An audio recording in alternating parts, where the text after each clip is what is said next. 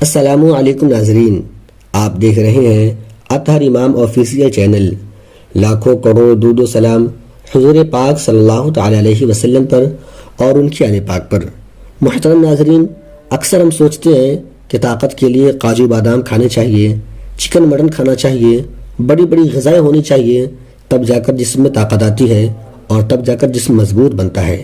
لیکن آج ہم آپ کو حضرت علی رضی اللہ تعالیٰ عنہ کی طاقت کے بارے میں بتانے والے ہیں کہ جن کے گھر میں اکثر فاقے ہوتے تھے، جو تین دنوں تک لگاتار روزے رکھتے تھے اور پھر پانی پی کر افطار کیا کرتے تھے، مگر پھر بھی ان کی طاقت کے بارے میں جان کر آپ سب لوگ حیران ہو جائیں گے۔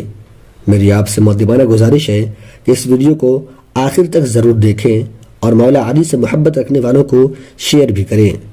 ویڈیو کو اگر لائک نہیں کیا ہے تو ویڈیو کو لائک کر کے چینل کو سبسکرائب ضرور کر لیں۔ دوستوں، جنگ بدر اور جنگ احد کے بعد میں اللہ کے کرم سے مسلمان بہت مضبوط ہو گئے تھے، وہیں پر جو دوسری طرف جو کفار کے لوگ تھے، جو مشرک لوگ تھے، وہ کمزور ہونے لگے تھے۔ اسی لیے وہ چاہتے تھے کہ کسی بھی طرح سے مسلمانوں کا وجود کو ختم کر دیا جائے۔ اسی لیے ابو سفیان اور اس وقت کے عرب کے بڑے بڑے بہادر آپس میں مل گئے۔ ان میں عرب کا ایک بہت بڑا پہلوان بھی شامل تھا جس کا نام عمر بن مرحب تھا، جس نے سینکڑوں جنگیں لڑی تھی۔ وہ اپنے ایک ہاتھ میں اونٹنی کے بچے کو پکڑتا تھا اور دوسرے ہاتھ سے ہزاروں کے لشکر کو کاٹتا تھا۔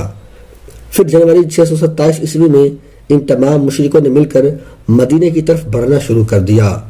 اس بات کا علم جب رسول اللہ صلی اللہ تعالی علیہ وسلم کو ہوا تو آپ نے اپنے تمام اصحاب کو بلایا اور بلا کر فرمانے لگے، ایک طرف عرب کے سارے مشرک اور کفار ہیں، وہیں پر دوسری طرف ہم اتنے سے مسلمان ہیں۔ بس اب اللہ کی طرف سے اب فیصلہ ہوگا کہ حق اور باطل کیا ہے۔ سارے اصحاب یہ سوچتے رہے کہ اتنی بڑی فوج کا ہم مقابلہ کیسے کر پائیں گے۔ اتنے میں سلمان فارسی رضی اللہ تعالیٰ عنہ نے فرمایا، یا رسول اللہ، ہمارے مدینے کو تین طرف سے پہاڑوں نے گھیر رکھا ہے اور صرف ایک طرف سے آنے جانے کا راستہ بنا ہوا ہے۔ اگر ہم اس راستے پر ایک بڑا سا گڈھا کھود دیتے ہیں تو پھر کوئی کفار کھلے طور پر مدینے پر حملہ نہیں کر سکیں گے۔ اس بات کو سب نے بہتر سمجھا اور پھر سب لوگ خندق کھودنے میں لگ گئے۔ پھر 6 دنوں تک تمام مسلمان لگاتار گڈھا کھودتے رہے۔ بالآخر مدینے کی حفاظت کے لیے 5.5 کلومیٹر لمبی، 4.5 میٹر گہری اور 9 میٹر چوڑی ایک خندق کھودی گئی۔ پھر جیسے ہی ابو سفیان، عمر بن مرحب اور عرب کے بڑے بڑے بہادر مدینے کے قریب آئے تو انہوں نے دیکھا کہ مدینے کے باہر ایک بہت بڑی خندق کھودی ہوئی ہے۔ یہ دیکھ کر وہ حیران ہو گئے اور سوچنے لگے، ان لوگوں نے آخر اتنی بڑی خندق کھودی کیسے؟ اب ہم مدینے پر حملہ کیسے کر پائیں گے؟ اس کے بعد یہ 6 ہفتوں تک مدینے کے باہر بیٹھے رہے۔ پھر عمر بن مرحب نے کہا کہ یہ تو میری توہین ہے۔ اتنا کہتے ہوئے اس نے گھوڑے کو خندق میں اتار دیا اور جیسے جیسے اس نے خندق کو پار کیا اور مدینے میں پہنچ گیا، پھر چیخ کر کہنے لگا، اے مسلمانوں، جھوٹے خدا کے دعویٰ کرنے والوں، اگر ہمت ہے تو مجھ سے لڑو یا پھر میرے ہاتھوں مرنے کے لیے تیار ہو جاؤ۔ یہ سن کر مسلمانوں نے اپنی نظریں جھکا لی اور خاموش ہو گئے۔ اتنے میں حضرت علی رضی اللہ تعالیٰ عنہ کھڑے ہوئے اور کہنے لگے، یا رسول اللہ صلی اللہ علیہ وسلم، آپ مجھے اجازت دیجئے، میں جاؤں گا۔ تو آپ صلی اللہ علیہ وسلم نے فرمایا، اے علی بیٹھ جاؤ، تمہیں پتہ بھی ہے سامنے کون ہے؟ سامنے عمر ہے، تم اسے ٹکر نہیں دے سکو گے، تم اس کے ٹکر کے نہیں ہو، ابھی تمہاری عمر بھی کم ہے۔ اس وقت حضرت علی رضی اللہ تعالیٰ عنہ کی عمر صرف 23 سال کی تھی۔ پھر عمر بن مرحب چیخ کر کہنے لگا، اے مسلمانوں، کدھر ہے تمہاری جنت جس کا تم دعویٰ کرتے ہو؟ کہتے ہو کہ شہید ہوں گے تو جنت میں جائیں گے، یہاں پر کوئی نہیں ہے جو تمہاری جنت کا شوقین ہے؟ مسلمانوں میں بڑے بڑے بہادر اور پہلوان بھی بیٹھے ہوئے تھے، جن میں عمر، طلحہ جیسے بہادر بھی تھے، مگر سب کے سب خاموش ہو گئے۔ اتنے میں حضرت علی پھر سے اٹھے اور کہنے لگے، یا رسول اللہ صلی اللہ علیہ وسلم، آپ مجھے اجازت دیجئے، میں اس ظالم کا منہ بند کروں گا۔ تو آپ صلی اللہ علیہ وسلم پھر سے کہنے لگے، اے علی بیٹھ جاؤ، تمہیں دکھتا نہیں سامنے عمر ہے؟ پھر رسول اللہ صلی اللہ علیہ وسلم نے فرمایا کہ کون ہے جو اس کافر کا منہ بند کرائے گا؟ تو یہ سن کر سب نے اپنی اپنی نظر جھکا لی اور کہنے لگے، یا رسول اللہ صلی اللہ علیہ وسلم، سامنے عمر بن مرحب ہے، جو ایک ہاتھ میں اونٹنی کے بچے کو پکڑتا ہے اور ایک ہاتھ سے ہزاروں کے لشکر کو کاٹتا ہے، اس ظالم سے کون لڑے گا؟ اتنے میں حضرت علی رضی اللہ تعالی عنہ نے تیسری مرتبہ اپنا ہاتھ اٹھایا اور کہنے لگے، اے میرے آقا مجھے آپ اجازت دیں، میں اس کافر کا منہ بند کروں گا۔ تو تیسری مرتبہ رسول خدا صلی اللہ علیہ وسلم نے حضرت علی کو جانے کی اجازت دے دی۔ اجازت ملتے ہی حضرت علی رضی اللہ تعالی عنہ ایک ہاتھ میں ڈھال اور ایک ہاتھ میں تلوار لے کر عمر بن مرحب کے پاس پہنچ گئے۔ عمر بن مرحب کا پورا جسم لوہے سے ڈھکا ہوا ہوتا تھا، یعنی کہ اس کے کپڑے لوہے کے بنے ہوئے ہوتے تھے، یہاں تک کہ اس کی ٹوپی بھی لوہے کی ہوتی تھی۔ مرحب اپنے سامنے حضرت علی کو دیکھ کر کہنے لگا کہ تم کون ہو اور یہاں پر کیوں مرنے آئے ہو؟ تو یہ سن کر حضرت علی رضی اللہ تعالیٰ عنہ نے کہا، میں حیدر کرار ہوں، میری ماں نے میرا نام حیدر کرار رکھا ہے۔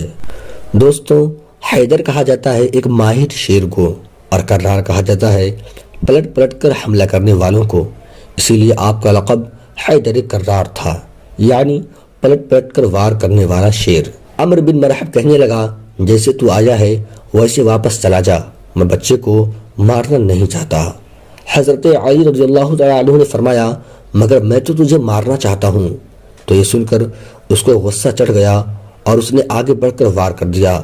حضرت علی نے اس کے وار کو اپنی ڈھال پر روکا، پھر اس نے آپ پر 3 وار کیے۔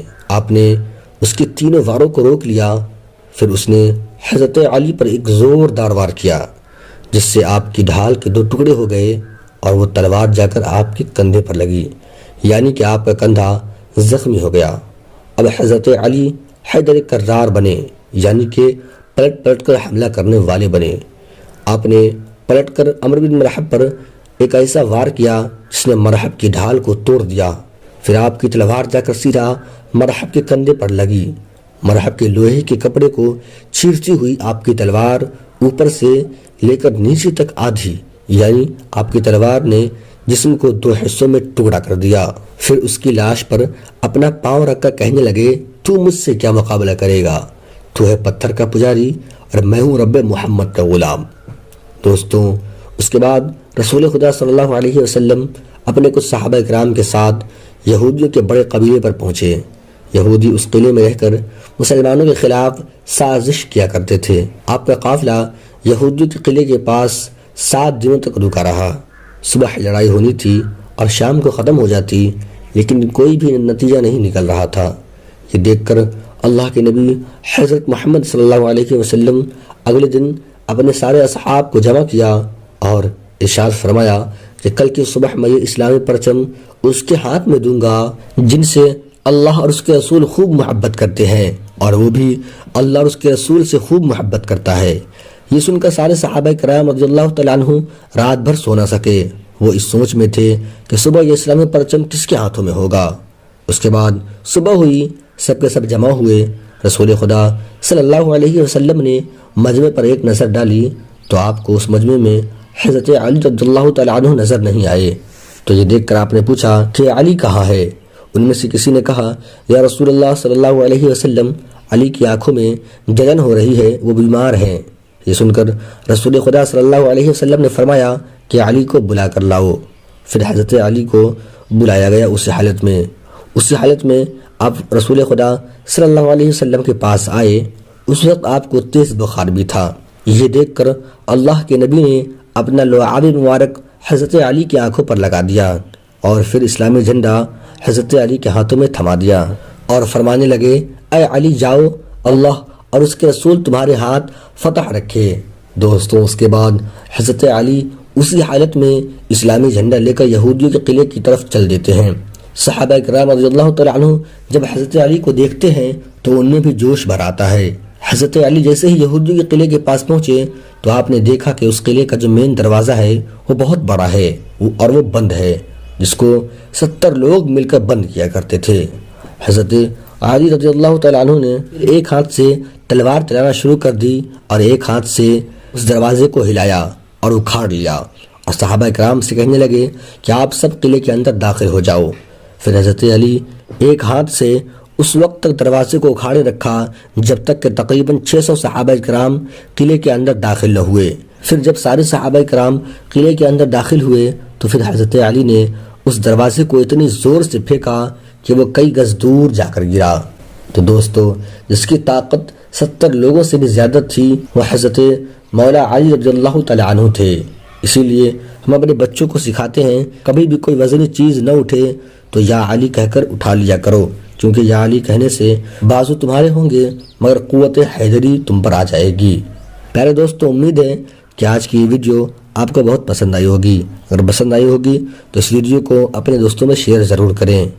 اب دیجیے مجھے اجازت، سانس باقی رہی تو انشاءاللہ پھر سے اگلی ویڈیو لے کر آپ لوگوں کی خدمت